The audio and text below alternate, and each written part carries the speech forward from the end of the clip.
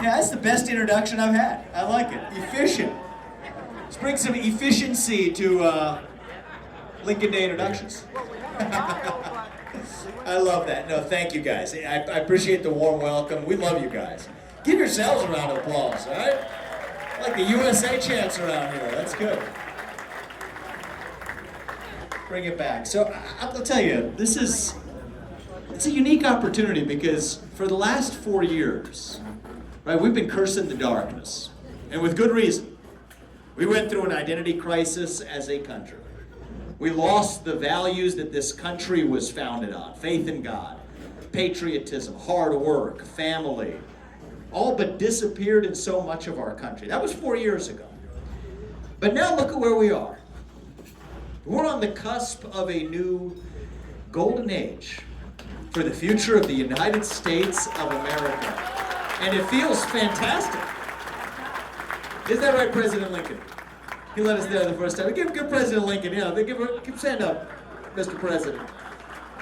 That's about the best Abraham Lincoln.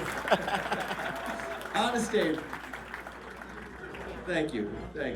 But Honest Abe told us something. Actually, it was in 1863 that he said the words, "The dogmas of a quiet past are inadequate to the stormy present." One of my favorite Abraham Lincoln quotes. And what do we take away from that? To me, it means that now that we have won, it's time to turn the page on the past. We're done with the rear view mirror, all right? I was very critical of whatever you want to call that, the Biden, Kamala. I mean, frankly, it wasn't either of them really.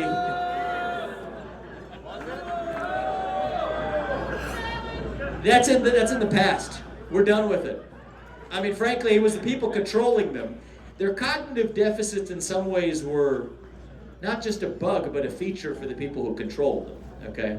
But 6 months from now, if we get to the end of this year, and we're still talking about Joe Biden and Kamala Harris, that means we lost the plot, actually. Right? 6 months from now, I want our memory of Joe Biden to be approximately the same as Joe Biden's memory of anything while he was the president. And that's what we're shooting for. We're done with that past. We're on to our future. A revival of conviction in what it means to be a citizen of this nation. What does it mean to be a citizen of the United States of America? It means we believe in the ideals of 1776 that set this country into motion in the first place. It means we believe in meritocracy and hard work and the pursuit of excellence.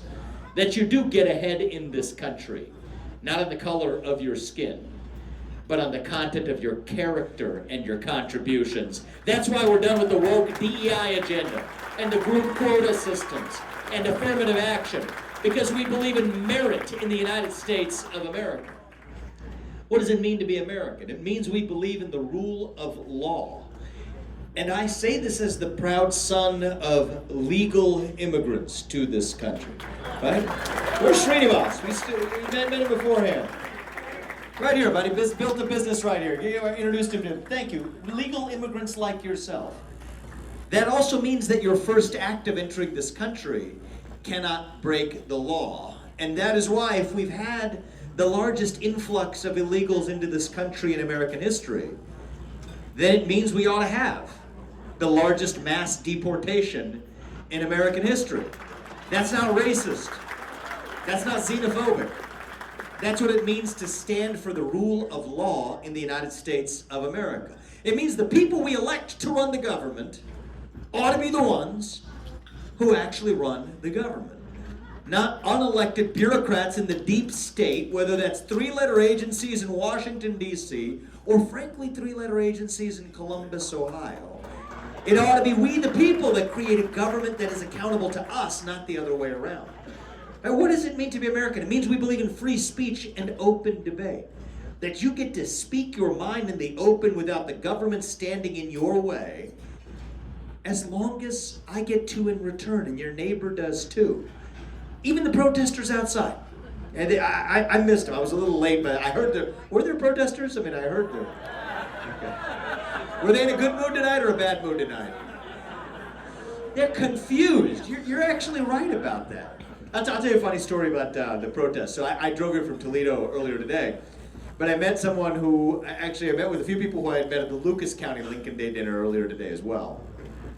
And when I went to the Lucas County Lincoln Day dinner, it was really funny. So we had, thank you for the warm reception, everybody here. They had a nice warm reception. There was a photo line that formed. There was a guy who stood for about half an hour till the end, and he took a picture. He had me sign a book that he'd bought. His son was there. And I asked him a question. I said, well, where's your wife? He said, she's actually one of the protesters outside. I said, come on, get her in here, get her in here. So I said, call her. So he called her. We were together. I said, let's pick up the phone, let's call her. He said, she didn't pick up the phone. She's on protest time right now.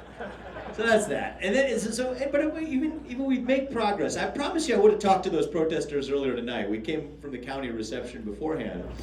If it weren't for that, we would have actually spent some time with them, because I was in Wayne County on Saturday night. I kid you not. There was a woman who was really angry at me. I mean, she was not happy, okay? I'm coming. She starts screaming at me. She says, why are you going to cut veterans' benefits? And I said, what did you say? She said, why are you going to cut veterans' benefits? I said, we're not cutting veterans' benefits. She said, no, you're cutting veterans' benefits. I said, really, I'm not. It would be a poor platform for running for governor to say my campaign pledge is to cut veterans' benefits. And you can't even do that as a governor. Actually, it's not even the way it works. It's a federal issue. So I'm not cutting your veterans' benefits. She said, oh, okay, well, I don't know where I heard that, but somebody told me that. And she was kind of almost like almost lighthearted about it when I gave her a chance. So we said, okay, well, are you a veteran? She said, yes. So where'd you serve? She said, I served in the Vietnam War. I said, well, you know what? We respect our Vietnam War veterans in the party I'm part of. Why don't you come in and have dinner with us tonight? So she came in and she joined us at the head table, right at the equivalent of where the chairman's sitting here. And I saw her. She was kind of, she wasn't sure whether she was allowed to clap or not, because she didn't want to betray her protesters outside. But over the course of it, she warmed up. And by the end of it, we asked her to stand up, and the entire audience, they knew she was a protester outside, still applauded for a Vietnam War veteran. We called her on stage, and by the end of the night, she said, you know what, you all have changed my perspective on Republicans tonight. Which I thought was a beautiful thing, right? There's hope, not for 100%, but there's hope. To me, that's what it means to be American. This is who we are, that we're courageous, that we're brave, when called upon, even heroic, to do what is right for our country in our hour of need. That's what our founding fathers did in 1776. I believe we got it right in November for the future of this country. And that's what we're now going to lead here in Ohio. Because in the next chapter of our national journey, it is actually going to be the states that lead the way. And that's not a novel idea. That's what our founders envisioned. So this is where I believe we here in Ohio have now a historic chance, not just to follow Texas and Florida. I love those states. But it's now Ohio's moment, not just to be in the shadow of our other conservative friends. This is our moment here in Ohio to lead the way. Not just to be one of the better states in our region, but to be the top state in the country when it comes to giving our kids every tool they deserve to live the American dream. To give our kids. I'm a father of 2 sons. My older son is going to be in high school by the time I'm done. Hopefully it's 2 terms as governor, if you guys put me in there twice. He'll be in high school by the time we're done. I want our sons, and my sons and your kids, to grow up in the state where they're able to be proud of their country and their state, not ashamed of it. To live the full arc of the American dream, to generate wealth in this state, and to preserve it without apology, with pride, to embrace capitalism and meritocracy instead of apologizing for it or hiding their success. Where we give our kids a world-class education in the foundational subjects and the subjects of the future. Where we're the state that patriots across this country flock to, not just Texas or Florida. I want to lead Ohio to be the state of excellence in the United States of America, all right? That's where we're headed. And I don't think we're far away from it. Now, talk to our friends in Texas and Florida and some of our older friends from New York and even friends in Silicon Valley. And Now, see, that's all well and good. That's a little cute, okay? But don't get carried away. How could Ohio be that state? Right, the meme on the internet for young people in the last few years in Gen Z is if they see something that's a little bit old or out of touch or out of fashion, the meme is only in Ohio, right? Which irritates me, to be honest with you. Because it wasn't long ago that people weren't making fun of Ohio. They were aspiring to be Ohio. At the turn of the last century, we were the wealthiest state in the Union, the third most populous state in the United States of America. Even in the 1950s, right, all that time, we were an industrial powerhouse, an economic powerhouse at the heart of the first industrial revolution, with fertile farmland, great natural resources. A city that even in the 1950s, not the 1850s, the 1950s, not that long ago, had 6 of the top 15 wealthiest cities in America right here in Ohio. Toledo, where I was earlier today, was the glass capital of the world. Akron was the rubber capital. Youngstown and Cleveland led in steel production for the Western Hemisphere. My hometown of Cincinnati was known around the world as the Queen City, the city of consumer products innovation. The city of Porkopolis is what they called us. Dayton, where I was earlier, was also a city known around the world for being the computing power engine of the first industrial revolution. That's who we were. Even in the 1960s, people will be shocked at this, in the year 1960, there were more people in Ohio than there were in Texas. Right? Today, Texas has 3 times our population, but 1960 is not that long ago. See, we're the state of the pioneers, the explorers, the unafraid. The people who no bureaucracy or government would dare stop from achieving the maximum of our own God-given potential. And there's a special thing that happens to especially young people when they're born into that state. You see, they gain the self-confidence to achieve what they were previously told was impossible. They gain the self-confidence to do things like becoming the first people to take flight after having been born and raised right here in Ohio, as the Wright brothers did. They dream of becoming the first American to go into orbit around planet Earth like John Glenn did when he was born, raised, living right here in Ohio as he did it. They do crazy things like saying that, you know what, I'm going to be the first man in human history to walk on the moon, born, raised, living right here in Ohio as we did it. That was Neil Armstrong. This is our heritage. We were the state of excellence in the United States of America. And you know what? We can be that state again. Because if you think about it, it's not just my hopes and ambitions for our state. I believe in facts. You look at the hard facts. We have every single same God-given gift we did the first time around. The same natural resources, the same fertile farmland, the same natural gas and oil underneath our ground. In fact, we know it's more valuable now than we did the first time around. The same great geographic location. We're in a body of water right here. Erie Canal to New York City, Ohio River to the Mississippi, with 60% of North America's population, not just America's population, but North America's population, within a single day's drive of where we're having dinner right now. So you know what I say? God has blessed our state with every gift we could wish for. To be the state that leads America back to greatness, all we have to do is to actually believe in ourselves, to be the people who actually do it. And for my part, I do. I believe in this state. I believe in our future.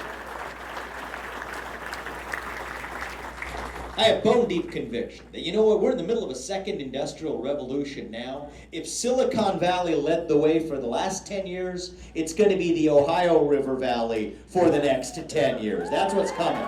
Done with the Rust Belt. We're bringing the Platinum Belt to Ohio. Now, I'll level with you. I'll be frank with you. This may not be just in the sectors of the past. I don't want to lead Ohio back to 1950. I want Ohio to represent to the country and to the world in 2030 what Ohio represented to the country and the world in 1950. And that's a different point.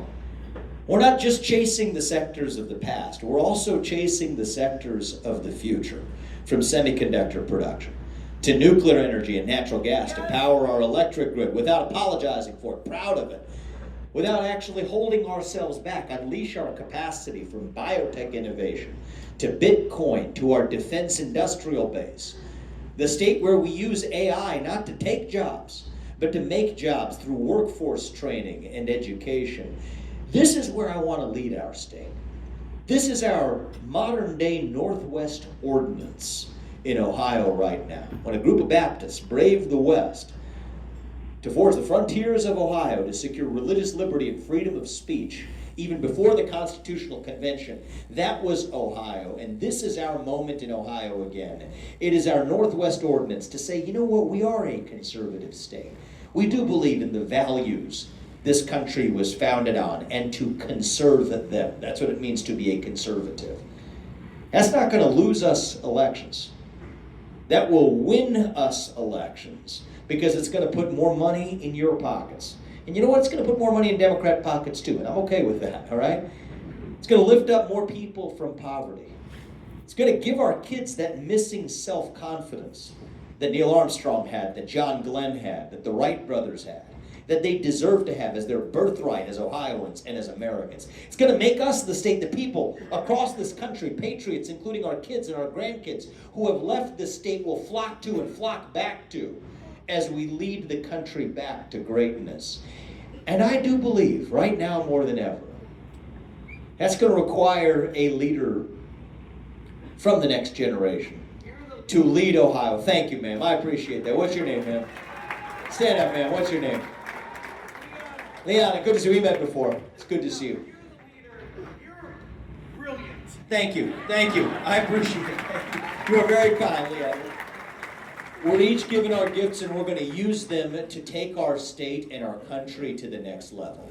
Now, there are going to be some changes required to get there. And I say this acknowledging we're a great state, but great is never good enough. And if we want to take our state to the next level, there's always going to be some changes we're going to have to make. We'll be honest about them as we make them. Number one change is we have a declining population in this state right now. That's something we're going to have to contend with. We've got more people leaving our state than moving in. And if you look at who's moving out versus who's moving in, I like to get to the facts. Who's moving out? They tend to be younger, college-educated people. The people moving in tend to be, and we love them, but they tend to be on government aid coming from our neighboring states. So demographically, that doesn't work for us in the long run. People in my generation are having fewer kids. As we have an aging population, more people are dying. We have 11 million people and shrinking. How do we turn this around, get to 15 million patriots and growing in the state of Ohio? We've got to make this the state that is the cradle of the American dream. And once a month, every month this campaign, we're going to lay out some ground-breaking ideas that leverage the power of what Albert Einstein called the greatest discovery of man, compound interest, to generate wealth for our kids in the next generation starting at a young age. But I'll share one of them with you tonight, which is a simple one. On my watch as your next governor, we will make Ohio a zero income tax state because you deserve to keep what you earn. It is your money, not the government's. And we should celebrate success for every Ohioan instead of apologizing for it. It's not just the income taxes. It's going to be the property taxes, too. We put a ceiling on them. They're unjustly high in our state. I mean, tell me this makes sense to you. People are paying as much on their property taxes as they are on their interest and principal repayments on their mortgage. That's unjust. It's antithetical to our values as Ohioans. It's un-American. And I think that we need to be a state that brings the mentality of really getting the government out of the way of your own ability to live the best possible life you can right here in Ohio. Get the regulatory albatross off the shoulders of small businesses, from water treatment facilities that go through permitting timelines that are way too long. You know about the water treatment plants? Thank you. Stand up, sir. I appreciate that. That's a big asset of our state, is our water right where we are, from here to the northwest part of our state. It shouldn't take 3 years for a permitting timeline for a new water treatment facility, or 36 months for a new natural gas pipeline. Right, who was I talking to earlier at the other event beforehand? You were talking about natural gas production. Are you here, sir? Right here. Right here. Yeah. Please stand up, sir. Remind me your name again. Remind me your name again? Tom. We were having a conversation about the fact that there's coal plants shutting down in our state, but we can't get the natural gas-fired power plant to be built fast enough because the permitting timeline for building a new natural gas pipeline is too long. It's 36 months here. In Texas, it's 12 months. It's going to be 6 months or less on my watch as your next governor. Because we're a red state, but not a state of red tape. For every new regulation they try to put up on my watch, we're going to require they rescind at least 10 others before I even consider it. All right, we want to be the state where we unleash our industrial boom of a kind we have not seen since the first industrial revolution. The state where we lead Ohio to manufacturing dominance, to energy dominance, frankly, even to dominance in a position of leadership in the AI revolution that's coming here in Ohio too.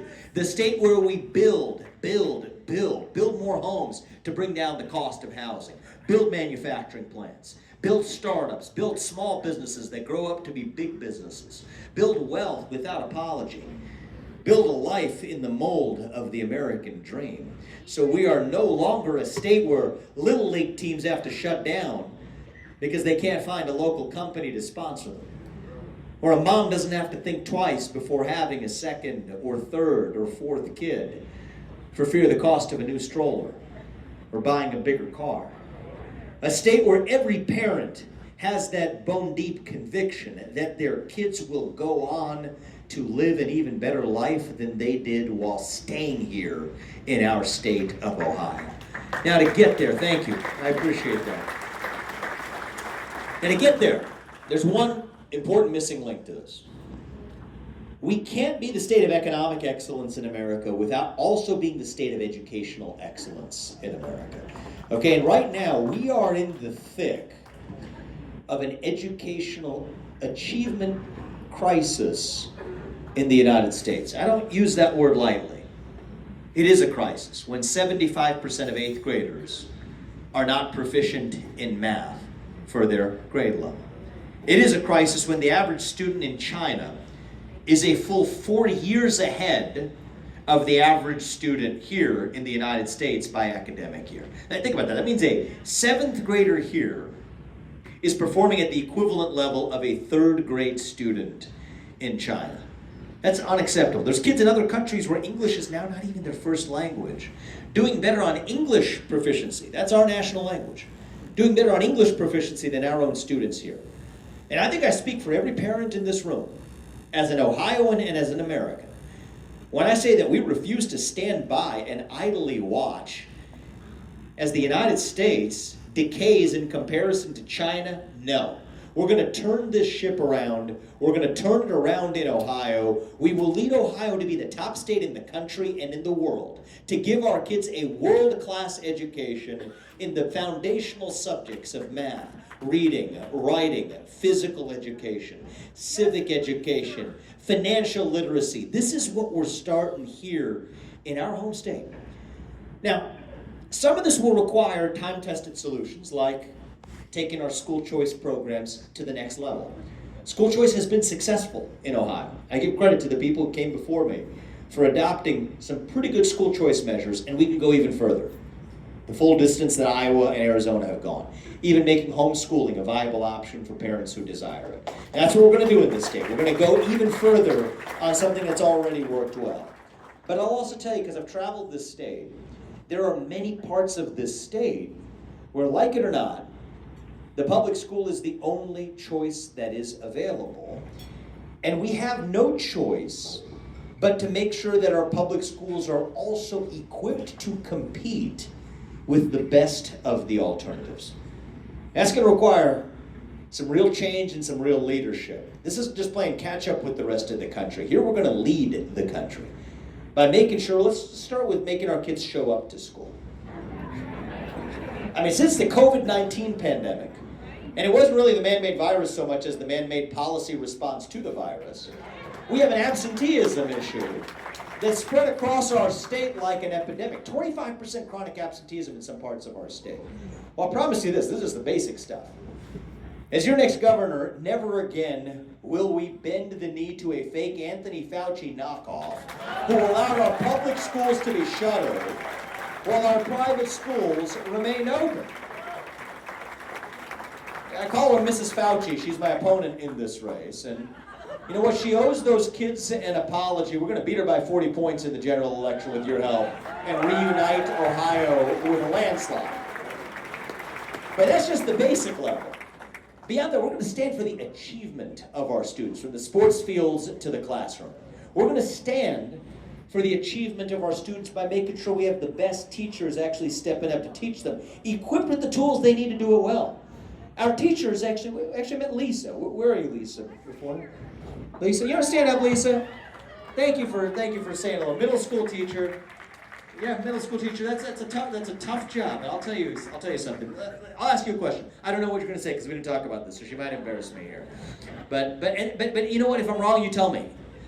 I think our teachers and our principals need to be empowered, especially in our cities, to bring back a culture of discipline to the classroom that we have long lost, to be able to give students the boundaries within which they operate.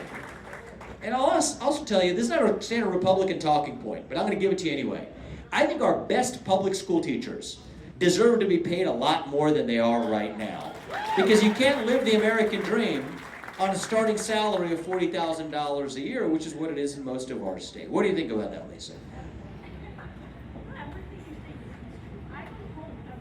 Yeah?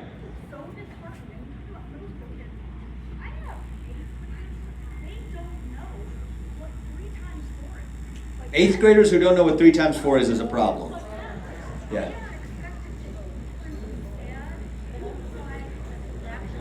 Yeah. So that Lisa makes a good point. So they can't hear you on this side. So I'm gonna say what you're saying is, and thank you, Lisa. Give Lisa another round of applause, guys. She's a middle school teacher. You're a hero. I mean, if you believe, as I do, that this is a crisis in our country, then our public school teachers are really like our first responders. So I consider you and your peers, Lisa, to be a first responder. But her point is true. There's a fear of failure, of failing a student. So we treat them like widgets on an assembly line where we just keep them moving. Where in fact, it's not really a service to the student. That's not compassion, that is cruelty. And so I want to create a system in this state where the best public school teachers can be paid more, but it's got to be tied to some measure of performance management. Not just teaching to the test, but basic performance management, collaborating in the school, parental assessments of whether their kids are actually thriving in the classroom. That's where I want to lead our public education system. To lead the country, not just in math, reading, and writing, but also in physical education. We're going to bring back PE as early as kindergarten. We're going to bring back the presidential fitness test in the state of Ohio. Frankly, I don't know why we got rid of it in the first place. And in all seriousness, it's not just physical health. It's mental health, too. We're in the middle of a mental health epidemic right now that it's festered in our state and our region for too long. The cycle of depression, anxiety, fentanyl usage, opioid addiction, suicide, that is really a symptom of that deeper loss of purpose and meaning in our young people. Our young people are hungry to be part of something bigger than themselves. But we got to fill that void with the real thing. Individual, family, nation, and God beats race, gender, sexuality, and climate. If we have the courage to stand for what is right, what is true. Start every morning with the Pledge of Allegiance and a moment of silence to go along with it. It's actually good for our young people. Replace the woke indoctrination and victimhood psychology with actual civics lessons, actual U.S. history lessons that teach our kids to be proud of our country rather than ashamed of it. And some of this comes with some tough love. Right? There's no love without some tough love from time to time. Okay? Every high school senior who will graduate from an Ohio public high school on my watch will have to pass the same civics test that every legal immigrant has to pass before becoming a voting citizen in the case of an immigrant, before becoming a high school graduate in the case of an Ohio public high school senior. See, that lays the foundation for then reviving and revitalizing higher education after that. I say this as a product of four-year college education myself. Right? My wife, who's the true hero of the family, she's a throat surgeon at the cancer hospital, the James Hospital at Ohio State. Thank you for giving her a round of applause and recognizing her. She was in the operating room today. Okay? She went through a 4-year college education. And so for every young man and woman who wants to become a doctor or a entrepreneur or CEO or whatever path may require for them a 4-year college degree, great. I support that, and I want the best universities right here in Ohio. But I also recognize that my path can't be the only path. And if we really want to be the state that leads the United States, then that means every young man and young woman in this state who wants to become a welder or a mechanic or an electrician or a machine operator can also live the American dream without 4-year college debt, without occupational licensing requirements, with earn-while-you-learn programs integrated as early as high school. So our young men and young women who feel like 4-year college education may not be for them can engage with actually making some money, putting some money in the pockets of especially some of those young men who are age 16, 17, 15 years old, who can actually have that sense of pride instead of sitting in their parents' basement playing video games, smoking pot, ending up on government aid for many of them. We got to break that cycle of dependence to have true independence from the government aid culture that we have created. That's our declaration of independence in the modern day. Give our kids the tools they need to stand on their own 2 feet with pride. For every son and daughter who wants to become that doctor or engineer or programmer, great, you do that and we celebrate it. That may be, some may call that elite, I call it great. You do that and we should be proud of you, just as we should be proud of every son and daughter who wants to become that electrician or plumber or mechanic or welder. That's who we are. Every path is open to every child. And you see, that's what a true meritocracy is about. A nation that recognizes that every one of us, every one of you, every one of our kids has your own unique God-given gift, distinct from every other person in the world, actually. And that we are the country where you get to make the most of your own unique God-given gifts without any man or system or government or bureaucracy standing in your way. That is what made America great the first time. That is how we will make Ohio great again. A state where our kids grow up not being spiteful to somebody else's success that succeeded through capitalism because they're envious, because they're actually participating in it themselves with real skin in the game. That's my message to my 2 sons and to your kids. This is the state where the American dream is your birthright, where a world-class education is your birthright, where success is your birthright, freedom is your heritage, and excellence is your destiny. This is not a humble vision for our state, I will admit that. It is an ambitious vision, because I believe that is who we really are, as Ohioans and as Americans. We don't whine, we win. We're not victims, we're victors. That is who we are. I want to celebrate one man tonight. He's not a victim, he's a victor. He wasn't even supposed to be here tonight. I'll tell you why. Robert, you want to stand up? Robert, we're going to recognize you tonight. You don't have to stand up, but if you're able to, we want to. I'll tell you about Robert. He has stage 4 cancer. He was told he was not supposed to live past 6 months ago. And here he is tonight wearing a tie of the American flag, celebrating us. Fight, fight, fight. That's what Robert's got for us. You know what? 6 months ago they said you weren't going to be here. You're standing up. Fight, fight, fight. And you know what he told me tonight? He's not going anywhere until he sees me as the next governor of Ohio. That's what he told me. So Robert, you know a thing or two about overcoming victimhood, don't you? I'm proud of you, Robert. Thank you.